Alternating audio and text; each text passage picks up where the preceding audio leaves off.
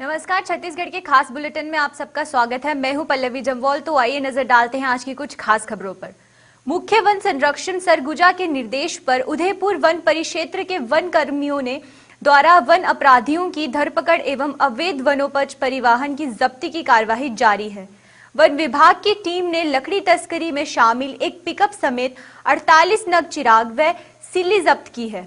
मुखबिर की सूचना पर उदयपुर वन कर्मियों द्वारा ग्राम मानपुर के हीरा सहाय मजवार एवं बहोरन दास के घर में तलाशी अभियान चलाया गया, जहां से 18 नग चिराग एवं सिल्ली जब्ती की कार्यवाही की जा रही है। इसी बीच मुखबिर से सूचना मिली थी कि मोहनपुर रोड पर एक पिकअप लकड़ी रोड पर कर रही है, जिसे जब्त कर वन परिक्षेत्र उदयपुर कार्यालय लाया गया। दोनों ही जब्ती कार्यवाही में वन अमले द्वारा वन अधिनियम के धाराओं के तहत कार्यवाही जारी है।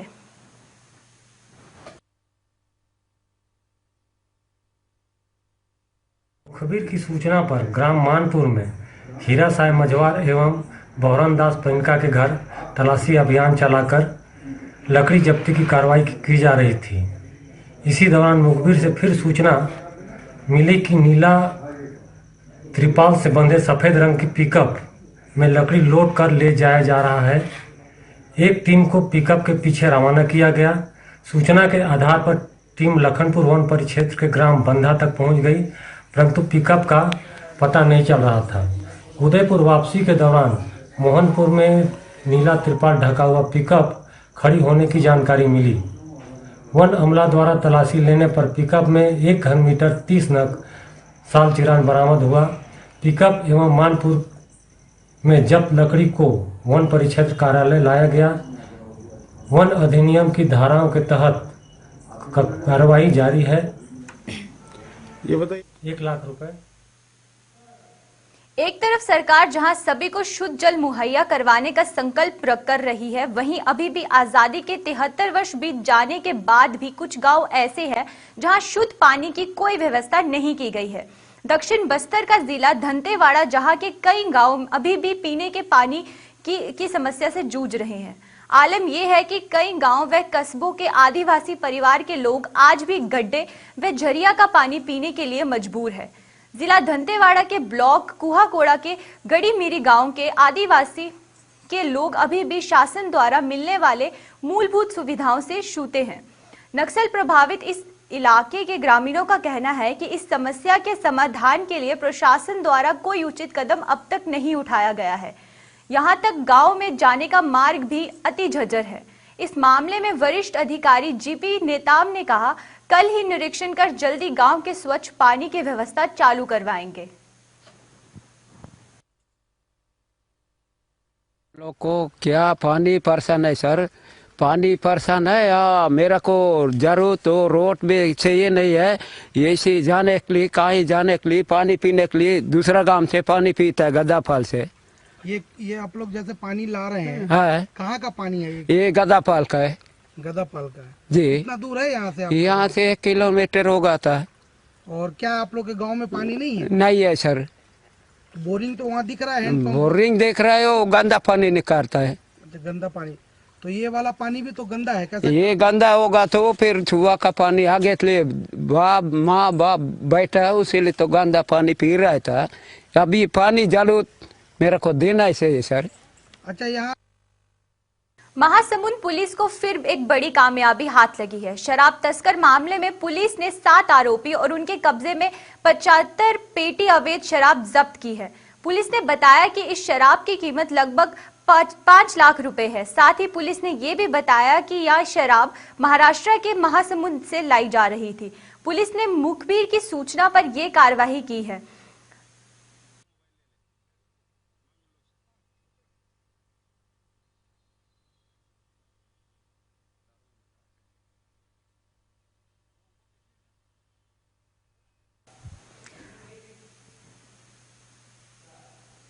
मरवाही उपचुनाव मतदान में अब कुछ ही दिन बाकी हैं। अब चुनावी जंग अब और ज्यादा तेज हो चुकी है।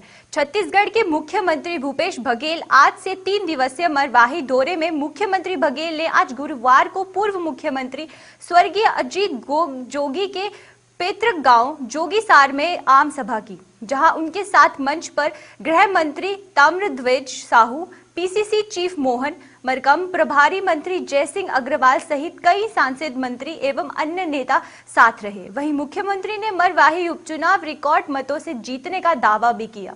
वहीं विपक्ष भाजपा सरकार और रमन सिंह पर जमकर हल्ला बोला।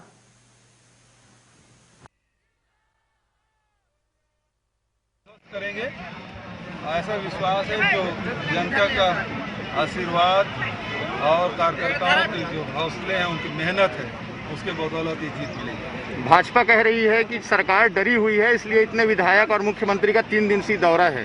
हमारे पास विधायक है तो वो आएंगे ही, विधायक नहीं लाते तो बोलते कि विधायक नहीं आ रहे हैं। आप कहते हैं पहले मरवाही में डर के मारे कारण लोग नहीं आ पाते थे, किसका डर रहता था? वो सभी जानते हैं क्या है। देखिए, रमन सिंह जी क्यों नहीं आ रहे थे यहाँ, रमन सिंह से पूछना चाहिए वो क्यों नहीं आ रहे थे, यहाँ के विकास क्यों नहीं कर रहे थे, यहाँ जिला क्यों नहीं बनाया। 15 साल में बहुत सारे जिले बनाए रमन सिंह, लेकिन गोरेला पेंडा मरवाही क्यों जिला नहीं बनाया, ये सवाल तो रमन सिंह से पूछा जाना है। न्याय यात्रा निकल रही है, जोगी फैक्टर काम कर रहा है, ऐसी अंदर गांव में खबर है। देखिए भाई, हमारे जो जितने प्रत्याशी उन्हीं से लड़ाई है, जितने कैंडिडेट हैं उनके बीच लड़ाई होना है। जो लोग मैदान में नहीं, उससे क्या लड़ाई। अमित आपसे जाति पूछ रहा है कि मेरी जाति बता दीजिए। आपकी जाति क्या है? नामदेव है। तो अब उसको तो आप ही बताओगे ना। नहीं, वो आपसे अब कोई शिकायत करेगा तो प्रमाणित आप ही करोगे ना। मेरी जाति जो है वो मैं बताऊंगा, इनकी जाति वो ये बताएंगे, तो अपनी जाति वो बताए। यदि शिकायत होती तो उसको प्रमाण करने की जिम्मेदारी खुद की होती है ना। जोगी कांग्रेस के विधायकों को अपने खून में जो है कांग्रेस अब नजर आने लगा है। पहले कांग्रेसी थे। सरोज पांडे।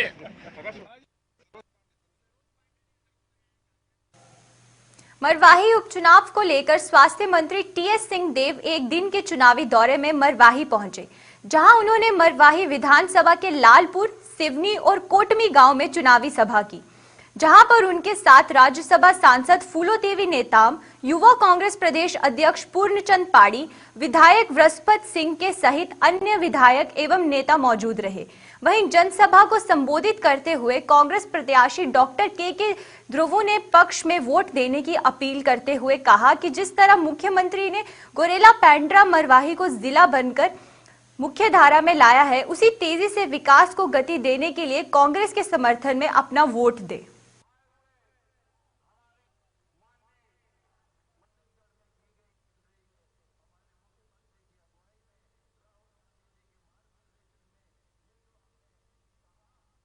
जोगी फैक्टर देखिए, कांग्रेस से जुड़े थे जोगी जी। सोनिया जी और राहुल जी का नाम हमेशा लेते थे, आदरपूर्वक लेते थे, तो उनको जो वोट मिलता था स्वाभाविक तौर पे क्षेत्र में कांग्रेस के पक्ष का जो प्रभावी वोट था वही उनके साथ जाता रहा। 2001 से ऐसे ही होता रहा है। वो कांग्रेस के ही प्रत्याशी के रूप में थे और लोग अमूमन उनको उसी का हिस्सा मान के ही देखते थे। उनके या उनके किसी पार्टी के व्यक्ति के नहीं लड़ने से मुझे लगता है कि इसका बड़ा हिस्सा जो वोट उनको मिलता था वो कांग्रेस। सुकमा पुलिस को बड़ी सफलता मिली है। जवानों ने 8 लाख के इनामी महिला नक्सली को ढेर कर दिया। वहीं मौके से 303 राइफल के साथ विस्फोटक नक्सली सामग्री बरामद हुई है। 3 दिनों से नक्सलियों के रेड कॉर्नर कहे जाने वाले झगरगुंडा क्षेत्र के बुरकापाल में अपनी डेरा जमाया हुआ नक्सली बैठे थे।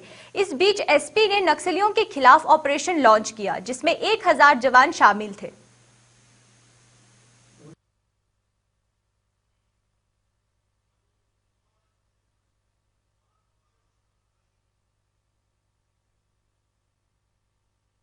से ऑपरेशन संचालित किया गया। इससे पहले भेजी और किस्टाराम से भी ऑपरेशन संचालित किया गया।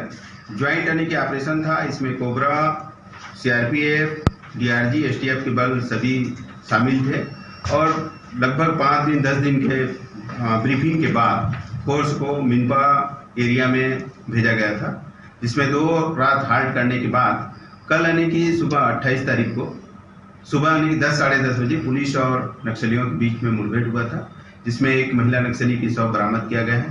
साथ ही 303 एक बोल्ट एक्शन राइफल बरामद किया गया है और घटनास्थल की सर्चिंग करने पर अन्य यानी कि नक्सलियों के दैनिक उपयोग की सामग्री जब्त किया गया है। सर, और भी नक्सलियों के मारे जाने का दावा किया जा रहा है। इसमें यानी कि निश्चित रूप से 5-6 नक्सली यानी कि मारे गए होंगे वहाँ पे घटनास्थल में जिस तरीके की सर्चिंग किया गया, सर्चिंग के दौरान खून के धब्बे मिले हैं, लड़कों के पास उनका फोटो भी है। तो हम ये मान के चल रहे हैं कि निश्चित रूप से इस घटना में 5-6 नक्सली मारे गए होंगे। पहचान एक्शन का सर इस टीम में सामने आई बात है सर, सिविल एक्शन टीम क्या है? बटालियन जहाँ मूव करती है तो उनको रास्ता आने की क्लियरेंस करने के लिए वो एक सिविलियन टीम बना के रखी हुई है। उनका उसको लोग नाम दिए हैं सिविल एक्शन टीम या सिविल टीम भी बोलते हैं।